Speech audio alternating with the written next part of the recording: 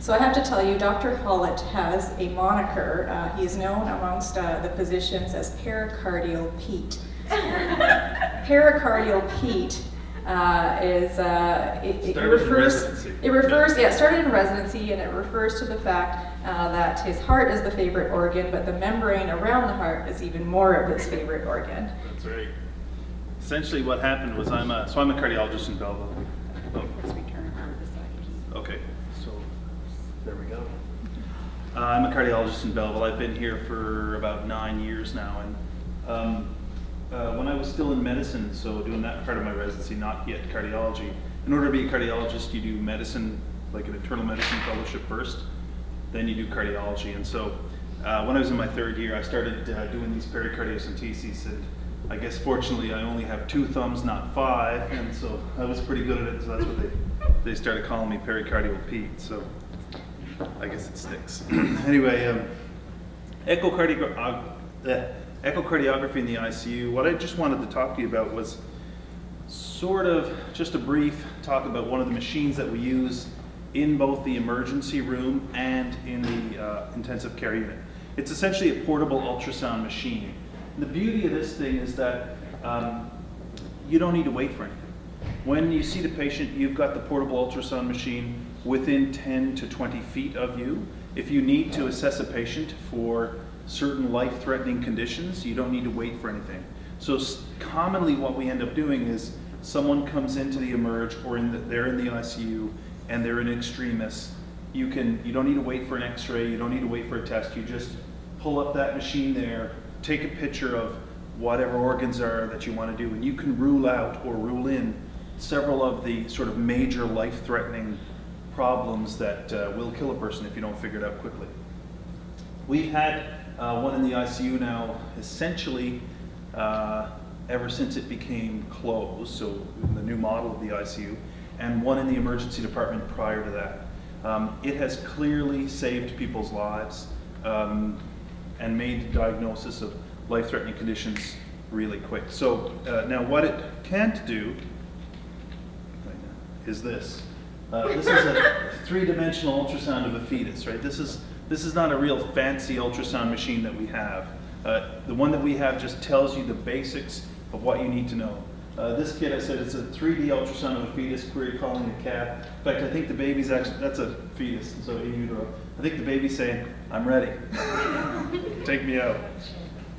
But what it does do is things like this. So a patient comes in with trauma, you can look quickly in the abdomen, and you see this free fluid around here.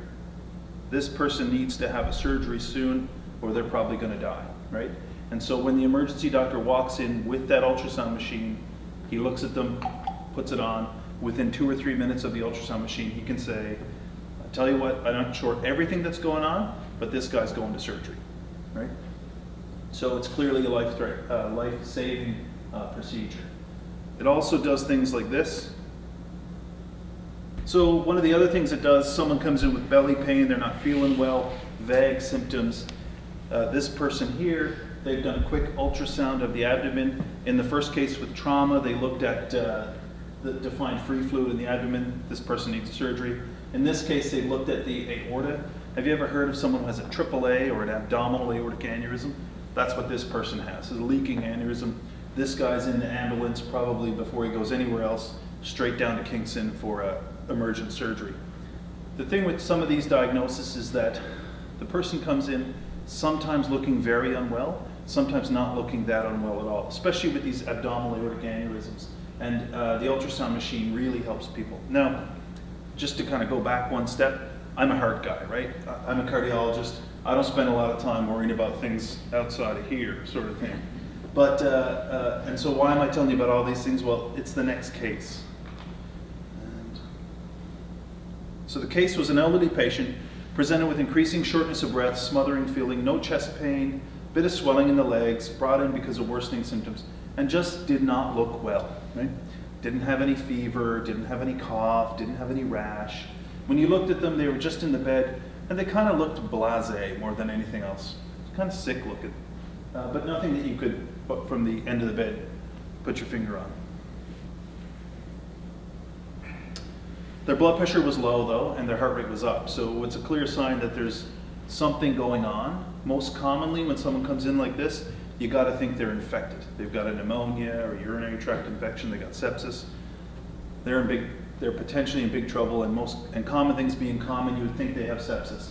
But they had some subtle physical exam findings which we don't need to go into. The point is that the emerge doc saw them. I was actually there, we saw them as well. We had the ultrasound machine with us. And so the question is, what do you do next? Well, you can do blood work. It takes a few minutes to get blood work done. It's not really helpful for the acute episode. A chest x-ray, 5 to 30 minutes. ECG, that's done on arrival. But the nice thing is the portable ultrasound machine, it's done right away. We have the machine either in the ICU or in the emergency department. Take the picture, off you go, and you can rule out some really nasty things that potentially you can fix. So, I guess I wouldn't be doing this talk if everything was normal. But if we look at this, now this is a picture of the patient's heart. You're kind of looking down on the heart, and what you'll see is that this is the heart muscle itself. This black stuff here, that's fluid, and this lining is what's called the pericardium. Essentially, your heart is enclosed in a plastic bag. The reason why it's not a plastic bag, but it's like that. The reason why the bag is there, it helps lubricate the heart, so when it beats, you don't have pain. If you ever heard of someone who has pericarditis or an inflammation of their pericardium, that bag around their heart gets inflamed, irritable, and they feel every single beat that goes. It's just terrible. But sometimes people get conditions where the wall of the heart or the pericardium gets inflamed and then it produces fluid. And so that fluid gets bigger and bigger and bigger, and it makes that bag get bigger and bigger and bigger. And eventually the bag's not getting any bigger anymore. And what it does is it compresses the heart. And at that stage, if you don't get something done, you'll die.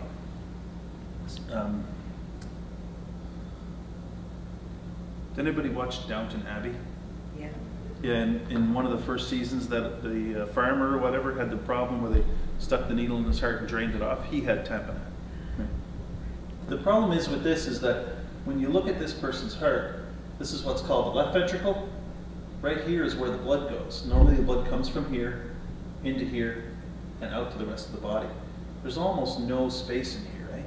Because that heart is being compressed by all that fluid inside the bag. And this person is probably an hour or two away from death. And when you measure it, there's lots of fluid in there. And so what we need to do then is stick a needle into this bag of fluid. We need to put a needle right into here and drain it. Obviously the problem is you don't really want to stick the needle in the heart, right? Because, you know, on the good bad scale, that's generally bad. The whole issue is the heart, the left side of your heart, that's about 1 centimeter thick. So if you stick a needle into the left side of the heart, pull the needle out, the person's going to be fine. Not a big deal at all. The right ventricle, same thing. You put a needle in, if you actually accidentally hit the heart and just pull it out, they're going to be fine because it closes up. Never really is a problem. But when we put a tube in and drain it, that makes a big hole. And so if you go ahead and put a big hole in the right side of the heart or the left side of the heart, unknowingly, then you're in big trouble. And that often means things like a heart surgery to fix the problem. And no one's happy. So there's two ways you can do it. Now this is pericardiocentesis on a model.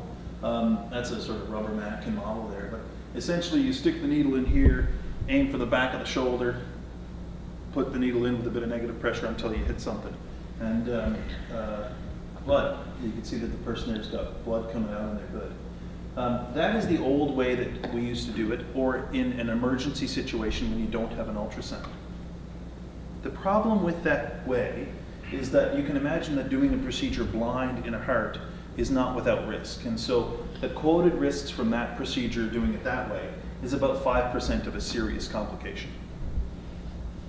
Now, the other way to do it is this way. This is actually shown on an NBC News TV show about Hollywood EMR, Hollywood Emerge. But essentially what they do is they prep the patient, have everything clean, all their gowns on and stuff. you'll see this little wire up here. That's the ultrasound probe. And so what they're doing is they're sticking the needle in with direct guidance so they can see exactly where they are, so they don't shove that needle into the person's heart and cause a big problem. And that's what we do with the ultrasound machine. So you can see this fluid here, but there you can see this is the fluid. There's actually a wire in here now. That's a little wire that was put in. And what we do then is we squirt in, once we think we're in the right spot, we squirt in a bit of saline. So we take some normal saline, just shake it up like this so there's some bubbles, and you squirt it in. And then you can tell where you are, because if the bubbles show up here, then you're in the right spot. If the bubble shows up here, yeah, you know, you got to pull up the needle, right? You better anyway. And so this is another picture.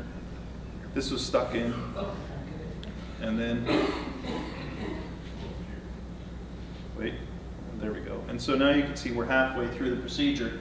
This person now, this is where the bag is. Remember, there used to be a lot of fluid right here. There still is a bit of fluid right here. This person's now going to live as opposed to being dead in an hour. And that's the beauty of this ultrasound machine, is that it just allows us to do that. So this guy got his procedure done within about 15 minutes of showing up in the emerge.